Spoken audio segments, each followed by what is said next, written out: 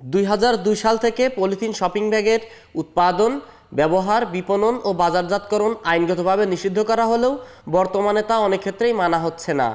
প্রথম থেকেই পরিবেশের জন্য মারাত্মক হুমকি পলিব্যাগ নিষিদ্ধ করার বিষয়টিকে জনগণ সানন্দে গ্রহণ করে, কিন্তু প্রশাসনের অবহেলা ও এক শ্রেণীর দুর্নীতিবাজ কর্মকর্তার কারণেই বাজারে নতুন করে ছড়িয়ে গেছে পলিথিন ব্যাগ।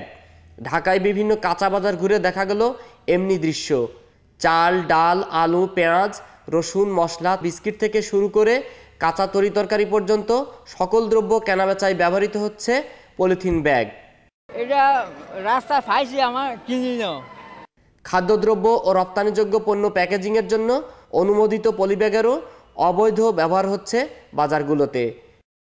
অবস্থায় শুক্রবার ঢাকায় পলিথিন শপিং ব্যাগ নিষিদ্ধ আইনের যথাযথ প্রয়োগের দাবিতে মানববন্ধন ও সমাবেশ থেকে বক্তারা অভিযোগ করলেন, নিজেদের করা আইন ভঙ্গ করে বন ও পরিবেশ মন্ত্রণালয় পলিপ্রোপাইলিন ও ওভেন ব্যাগ উৎপাদনের জন্য নতুন একটি কোম্পানিকে পরিবেশ ছাড়পত্র দিয়েছে। অপরদিকে পলিব্যাগ উৎপাদনকারীদের পক্ষে অর্থমন্ত্রীর সাফাই গাওয়াই সরকারের নীতিগত অবস্থানকে বিতর্কের মুখে ফেলেছে। সরকারের কোনো মন্ত্রী, আমি নির্দিষ্টভাবে অর্থমন্ত্রীর কথা বলবো, উনি নিজে প্লাস্টিক পণ্য প্রস্তুতকারকদের সভাতে গিয়ে পলিথিন ব্যাগের পক্ষে বলেছেন। আমরা মনে করি এটা একটা অন্যায় এবং এটা দেশের আইনের শাসনের পরিপন্থী।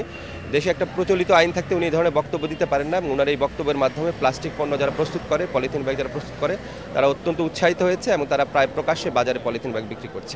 সমাবেশ থেকে অবিলম্বে অবৈধ পলিথিন কারখানা বন্ধ, নতুন করে কারখানার পরিবেশ ছাড়পত্র দেওয়া বন্ধ, আইনের সফল প্রয়োগের স্বার্থে সেল গঠন, বিকল্প ব্যাগের সহজলভ্যতা নিশ্চিত করা, চিকিৎসা সরঞ্জাম ছাড়া একবার ব্যবহারযোগ্য প্লাস্টিক ব্যবহার নিষিদ্ধ করা, পলিব্যাগ কাঁচামালের আমদানি শুল্ক বৃদ্ধি সহ 8 দফা সুপারিশ করলেন বাংলাদেশ পরিবেশ আন্দোলন বাপা নেতৃবৃন্দ।